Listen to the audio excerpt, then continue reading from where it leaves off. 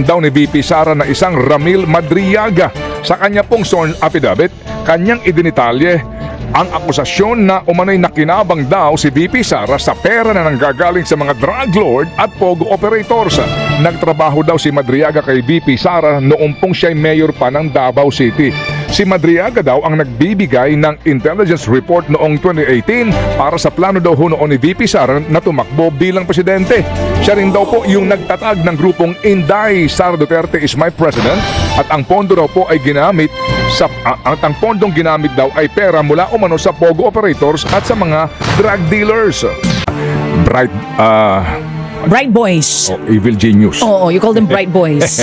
Yung mga evil genius. Na alam niyo ho yun, mahirap kasi ipagtanggol yung klaro na po na mali, illegal, and hindi talaga tama. Di ba yung pong usapin mga kapatid nung paggasta nga po sa PhilHealth? Correct. Yung 60 billion, hindi po ba yung katwiran girl na sinasabi na sandali lang kasi nga ginamit yan sa paggawa ng tulay na sa ganun daw po makatawid yung pasyente mula sa kanyang pinanggagalingan patungo sa ospital. Di ba? Kung aabot pa siya sa tulay, yun ang mahirap doon. Kung buhay pa siya. Kung buhay pa, hindi ba? Sinong tatawid dyan? Oo. Opo. Yung ganong pangangatwiran na baluktot na po. Pero ginagawa pa pong katwiran na para bagang ginagawa ho tayong mga tanga para humagamit daw yung pera sa health insurance sa mga Pilipino, ipinantayo ng kalsada at tulay. Kasi nga daw po para daanan ng mga ambulansya patungo mga kapatid sa mga ospital. Sige po, meron pang isang katwiran. Ako nagpapasintabi din Dito po sa sinasabi naman na sandali lang, yung malaking halaga dyan, mga 27 billion, sa 60 billion ay ginamit na pansweldo sa ating mga health workers. Oo, napunta naman daw sa utang ng gobyerno sa health workers natin. Yun ang isa pang Ang dinadahilan. sinasabi po nila, mamaya babasahin din natin itong reaksyon ng mga nakikinig sa atin, pati itong ilang mga analyst na nakikinig sa atin. At gusto ko makidiskusyon sa atin nga pong napag-usapan na pag-aamyenda po sa ating saligang batas at itong dynasty bill na ito. Ang sinasabi po daw, nagpapasalamat kayo mga healthcare workers kasi yung utang ng gobyerno doon sa COVID allowance, yung sa mga benepisyo, yung sa mga ilang pahong karagdagang yung risk allowance ng mga health workers natin na utang ng gobyerno ay naswelduhan nang dahil po sa pera natin sa PhilHealth. Yan po ang katwiran. So kumbaga, ito mas konektado na sa health kasi ang pinuntahan ng pera ay sweldo ng mga manggagawa sa health sector. Kung pakikinggan mo, oo nga pero sandali lang. Tanong lang po natin, sa ngayon ho ba ang mga health workers natin, walang COVID walang COVID.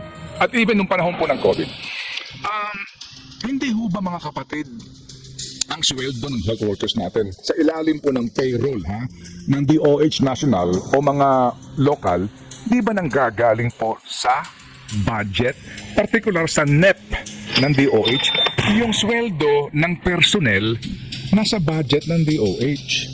Alright? Yung pong allowance nila nakalagay sa budget ng DOH.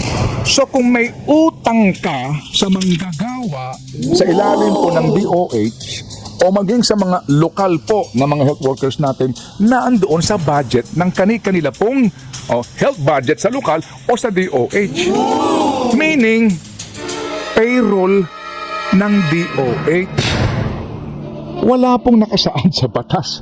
Sa ilalim po ng Universal Healthcare Law o maging sa mga probisyon po nitong batas na pinanggagalingan po ng portion ng pondo ng PhilHealth na kapag nakakolekta ka ng excise tax on sugar sweetened beverages o kaya po nakakolekta ka ng excise tax sa tobacco o sa alcohol, ay dapat swelduhan mo ang mga manggagawa ng DOH.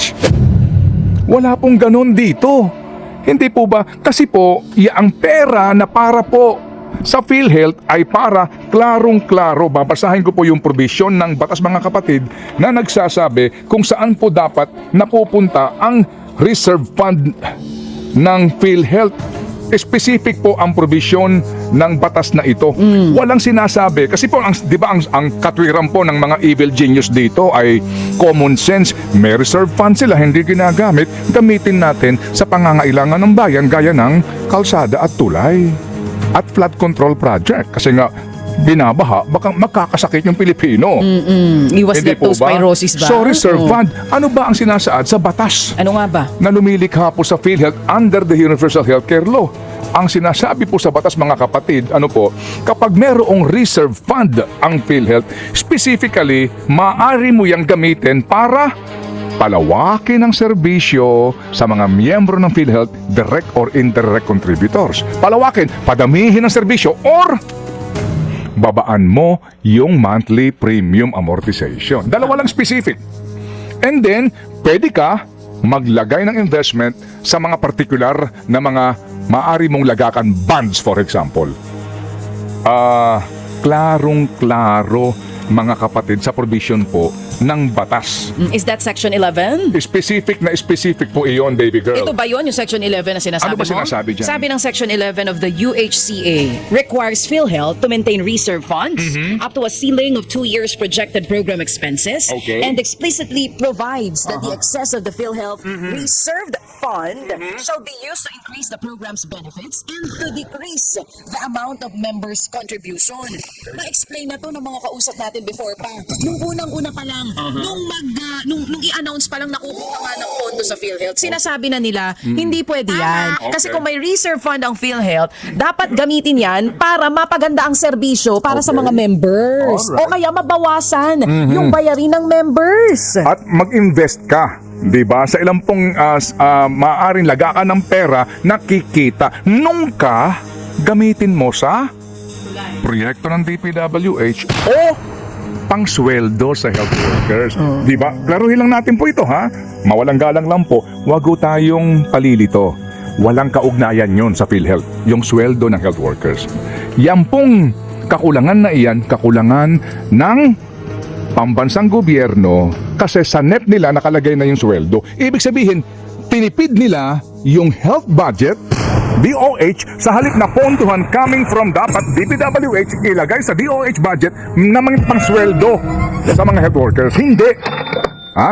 Tinipid nila at doon nilagay sa mga flood control. Doon nilagay sa mga pagkakakitaang proyekto. Yung may bumuo ng budget na pinirmahan naman ng presidente. Yung utang na yan, hindi utang ng mga PhilHealth members yan. Utang yan ng DOH.